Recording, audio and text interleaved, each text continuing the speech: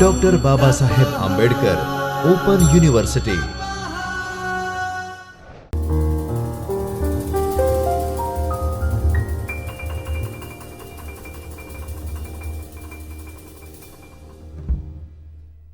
Namaskar. I, Dr. Darshana Dalwadi, is welcoming you all to the lecture series of Software Engineering from the Chaitanya Studio of Dr. Babasaheb Ambedkar Open University. Dear learners, today we are going to see about software process models. In previous lectures we have discussed that what is the meaning of software, where the software engineering is coming in picture. Then after, the different types of software processes, different activities, framework activities, as well as the umbrella activities. Then we were having the discussion upon the CMMI model, means on maturity levels we discussed. Now we are moving forward and today we are going to discuss about the software process models we have in software engineering for the development of software. Now in today's lecture, our agenda is to discuss about what is the meaning of software process models, which type of models we have and when to use which one. Then after, the different models we have which we are going to discuss. First one we have, that is waterfall model. Second one we have, that is incremental model. And third one we have, that is RAD model. Now first we are discussing about the meaning of software process model, means what is it. Now when we are talking about any software, at that time when we are developing it, we are applying some sort of activities on it, and when we are applying that activities, it comes under software engineering. So when we are having any software engineering organization, at that time it will have a set of framework activities as part of their software development strategy. Any software engineering organization we will have, they will have framework activities which will help them to develop the software. This set of prescribed framework activities are known as process models. For different software projects, different process model is applied based on the nature of the project, methods, the tools available, the controls and deliverables required. Based on these things, the different software projects may have different process models. Then after, these process models are also known as software development lifecycle, SDLC. Mainly when we are talking about these process models, we have two type of categories. First one is linear and second one is evolutionary. In this chapter, we are going to discuss upon the linear type of software process model. Evolutionary is coming in the next chapter. Now in linear one, first one we have, that is waterfall model. Before moving on the discussion of waterfall model, let me explain you that what is the meaning of linear and what is the meaning of evolutionary. Linear means we can say in sequence. Once you are starting, you are ending at the end. In between you may have testing and all the things, but the simple meaning is like this, from starting to end. And evolutionary means once you are following from starting to end, again in next evolution you are following the same thing, and so on. You may have number of evolutions. So that is the meaning we have in linear process models and evolutionary process models. So first we are discussing the waterfall model. In waterfall model, as the name suggests, what is there in it? Water and fall, means if we are talking about the falling of water, then how it will fall, or if you are pouring the water, then from upward, it will go downward. So the fall will always be like this from starting to end. Water cannot come back. Water cannot come back once it's fallen down. So in this, why the name is given to this model as a waterfall? Because once you are starting the framework activities, then you have to go downwards. You cannot move upward. So this is what we are having in this waterfall model. Because of its sequential nature, it is also known as classical life cycle model or linear sequential model. The waterfall model is applicable when requirements of a software project is very well understood and developer can work in a linear fashion from communication through development throughout the deployment. In waterfall approach, the whole process of software development is divided into separate phases. The outcome of one phase acts as the input for the next phase sequentially. As it is a sequential one, so one phase output will be the input of the second phase. Thus, each phase must be completed before the next phase can begin, and there is no overlapping in the phases. You cannot overlap the phases. It must be in sequence only. Here you can see we have the figurative representation of the waterfall model starting from requirement to maintenance. In between you are having the activities like design, implementation, testing, deployment. So these are the activities we have from requirement to maintenance in waterfall model. Now in requirement gathering, what we are having? This is the first activity we have in waterfall model. In requirement gathering, all possible requirements of the software to be developed are collected and documented in a requirement specification document. Whatever requirements are there for the software which you are going to develop, that are collected, and one document is prepared which is known as requirement specification document. Second phase we have, that is system design. The requirement specifications from first phase are analyzed and converted into system design.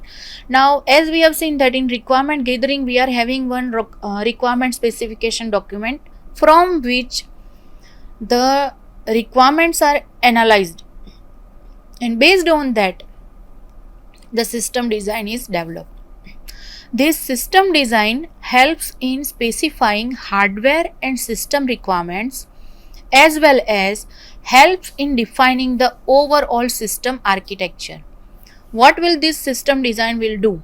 It will help in specifying hardwares, what are the hardwares needed, as well as what are the system requirements. With this, it is also helping in defining the overall system architecture, how your overall system will be. That is also done with the help of system design. Then after next phase we have, that is implementation.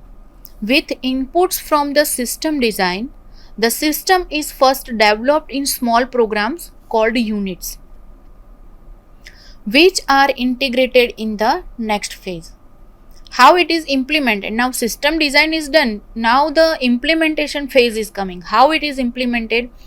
The system is developed in small programs which are called as the unit, and afterwards in next phases it is getting integrated. Each unit is developed and tested for its functionality, which is referred to as unit testing. We are saying that unit is developed, so whatever unit is developed, for it the testing is done, which is generally referred as a unit testing. Then next phase we have, that is testing.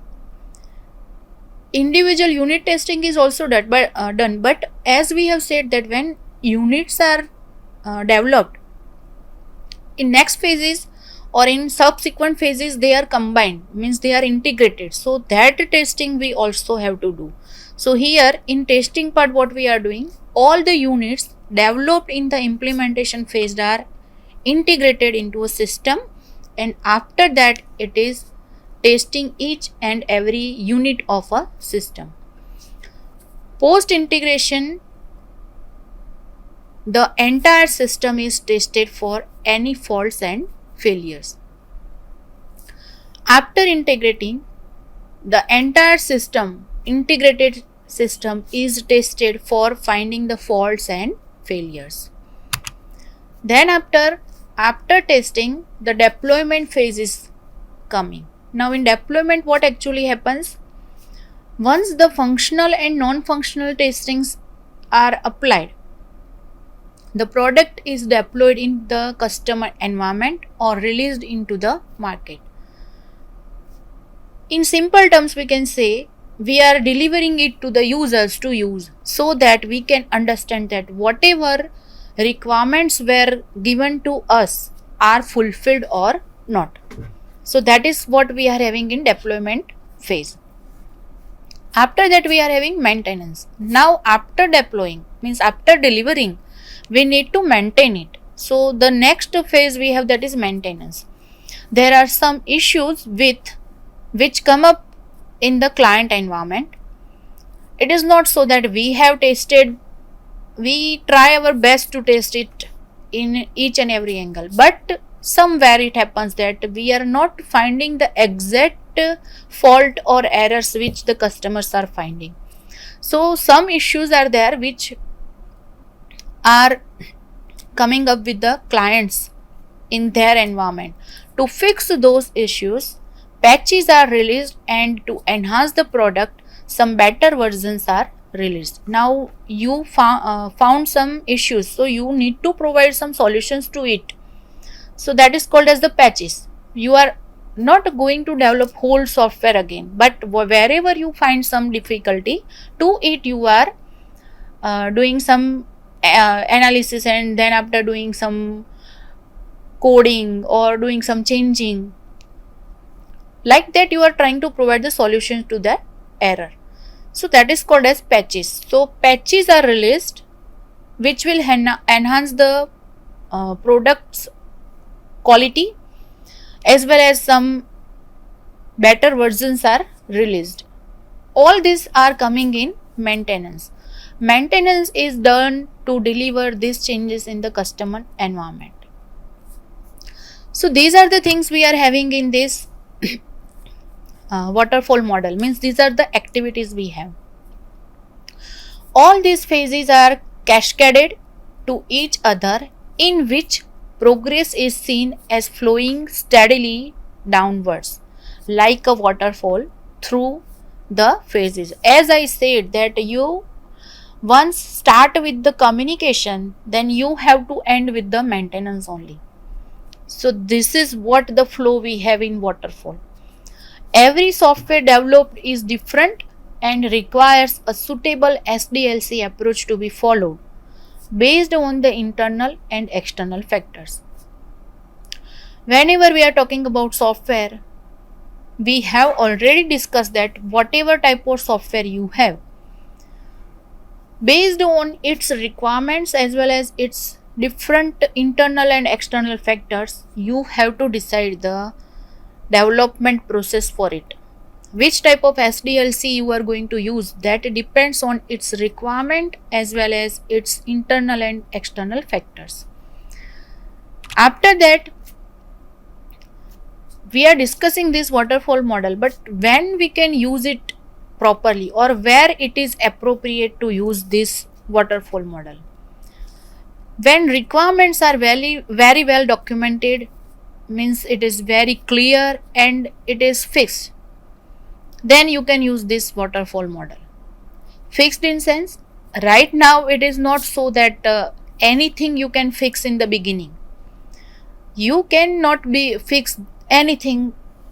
Whenever you are using, it may happen that some changes are occurring which you have not visualized or which you have not mentioned. It will happen, but up to some extent. If you are fixing requirements, then you can use this waterfall model. Product definition is stable. Technology is understood and is not dynamic. Ample resources with required expertise are available to support the product, and the project is simple and short. If such type of software's requirements you have, then you can apply this waterfall model. Now we will discuss some advantages. Major advantages of the waterfall model are: it is quite simple and easy to understand and use. We can say it is the simplest type of software process model we have in whole software engineering. It is easy to manage due to the rigidity of the model. Each phase has specific deliverables and a review process. Phases are clearly defined and completed one at a time. Works well for smaller projects where requirements are very well understood. Process and results are well documented. These are some advantages we have for waterfall model. With it, some disadvantages are also there. No working software is produced until late during the life cycle of the process model. So developer and customer both need to keep patience. You will get final product at the end of all activities. You will not get any product in between. So you have to wait till the end of your activities. It is not a good model for complex and object oriented projects. If your project is simple, then you can use this. Otherwise, it is not of any use. Not suitable for long and ongoing projects. Not suitable for the projects where requirements are changing. System integration is done at the very end, which doesn't allow identifying any technological or business bottleneck or changes early. If you are applying this, you will not be able to get any changes in earlier stages. You will get to know at the end of this whole project. So this is what we are having in waterfall model. After that, we are having second model, that is incremental model. Now incremental model means what? It combines the elements of waterfall model in an iterative manner. It will have the elements of waterfall model only, means in this also we will have the activities only, but the way activities are used are different. It is using it in iterative manner. In the incremental model of software engineering, waterfall model is repeatedly applied in each increment. You will get different increments at different times. In each increment, you will have waterfall model separately, means in one iteration you have one waterfall model. In second iteration you will have the waterfall model second time. Waterfall model in sense, what we have to consider? We have to consider the activities which we are having in waterfall model. The incremental model applies linear sequences in a required pattern as calendar time passes. Each linear sequence produces an increment in the work. We are saying that it applies linear sequences. Linear sequence means once a sequence is completed, you will get one increment. Again, you are applying that waterfall model and in that linear sequence, applying it, at the end you will get second increment, and so on.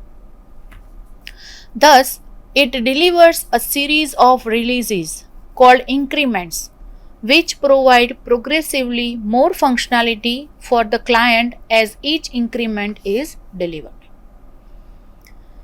After that, here we can see, I was saying that one increment, second increment.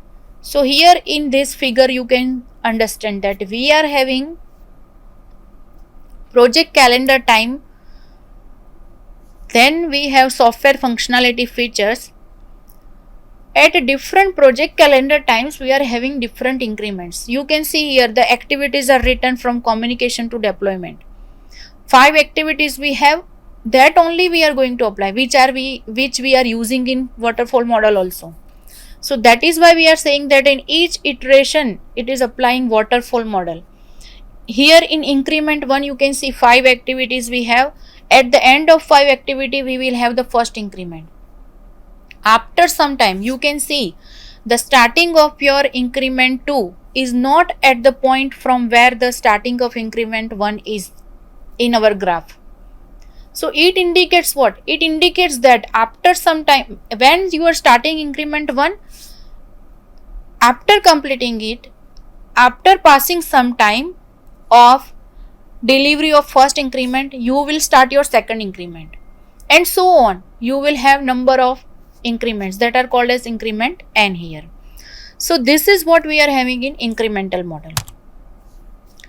In incremental approach, we can say it is a iterative in nature. Model focuses on delivery of an operational product with each increment. With each increment it will deliver a product which will be operational.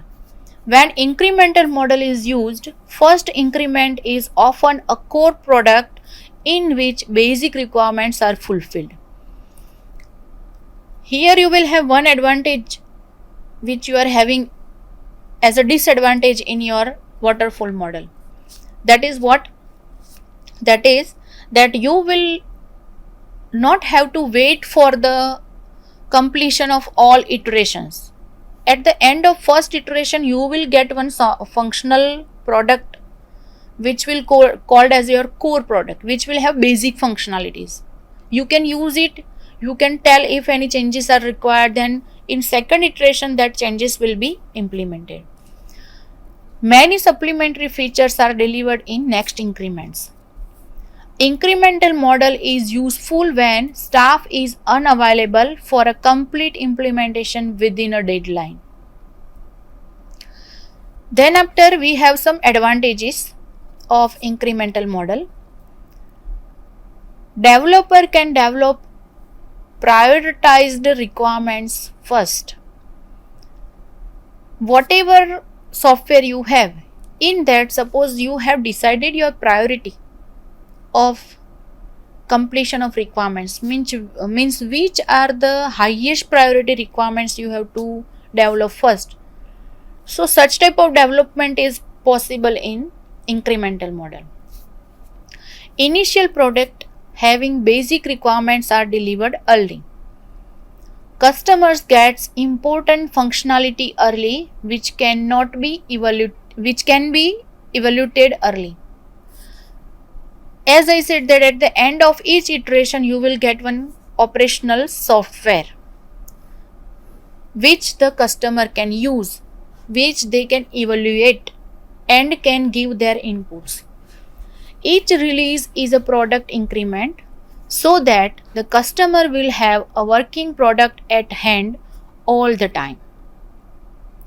Customer can provide feedback to each product increment, which helps to plan next increment. Changes in requirements can be easily accommodated. As it is providing the software project in a form of increments, then if changes are coming, then it can be easily accommodated in such type of model. With it, some disadvantages are also there. Requires effective planning of increments, requires efficient design to ensure inclusion of the required functionality and provision for changes for later changes. It requires early definition of a complete and fully functional system to allow the definition of increments. Well-defined module interfaces are required, as some are developed long before others are developed. Well-defined module interfaces are required. It means what? We are saying that increments are given.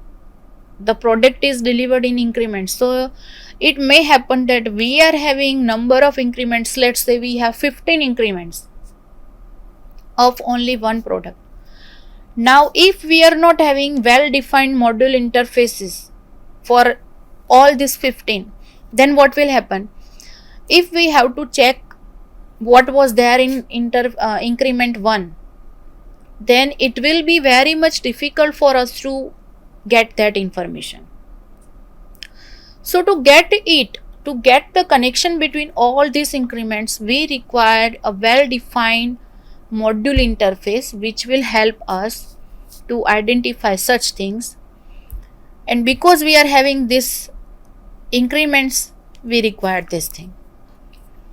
So this is what we are having in incremental model. After that, we are having the third model, that is RAD model. RAD, the Rapid Application Development RAD model. It is actually a high-speed adaptation of waterfall model. Development cycle in RAD model is short. A software project can be implemented using this model if the project can be broken down into small modules wherein each module can be assigned independently to separate teams. These modules can finally be combined to form a final product. Means we can say in RAD model we are having the modules which can be divided, and independently on that module teams will work. Development of each module involves the various basic steps as in waterfall model. Whatever activities we were having in waterfall model, all are included in RAD model. The activities will be same, which were they? Communication, planning, business modeling, data modeling, process modeling, construction, testing and turnover. Another striking feature of this model is it is a short time span, means the time frame for delivery is generally 60 to 90 days. RAD model distributes the analysis, design, build and test phases into a series of short iterative development cycles.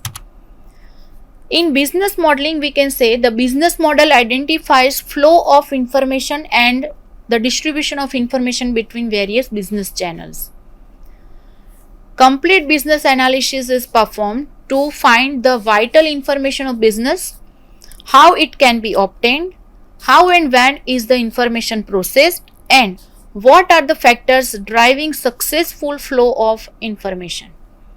After that, we have data modeling. The information gathered in business modeling phase is reviewed and analyzed to form sets of data objects vital for the business. The attributes of all data sets is identified and defined. The relation between these data objects are established and defined in detail in relevance to the business model. Then we have process modeling. The data objects sets defined in the data modeling phase are converted to establish the business information flow, which are needed to achieve specific business objectives as per the business model.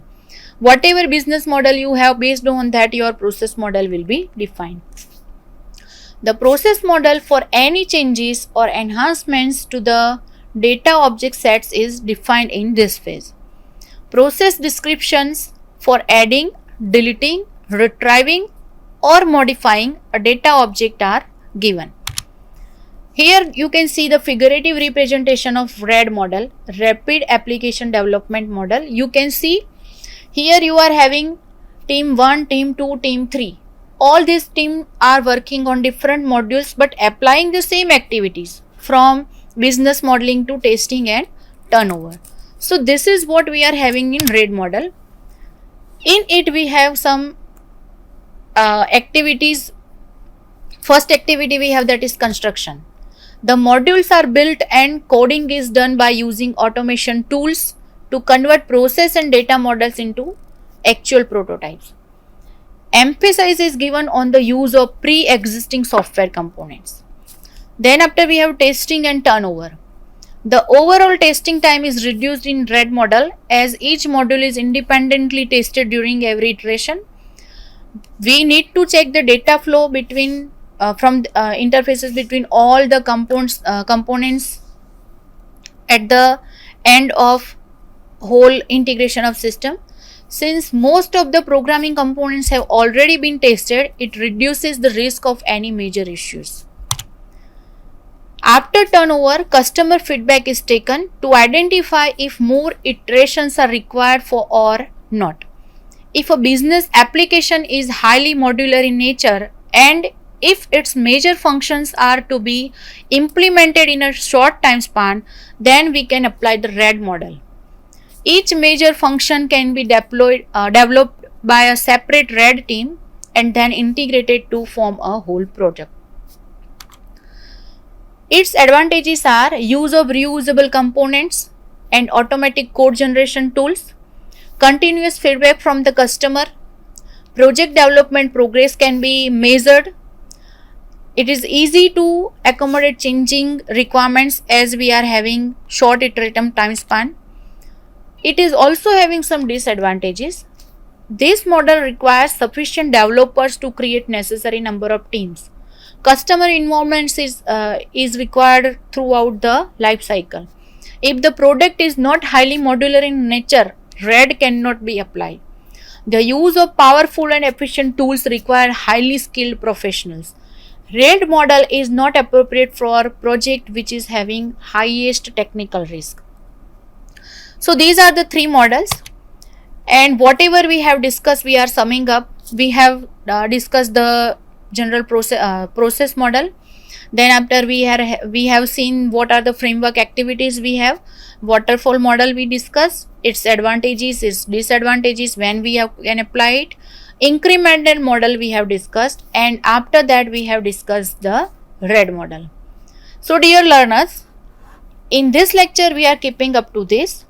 Next lecture will contain the remaining process models, means evolutionary process models. So up to that, namaskar.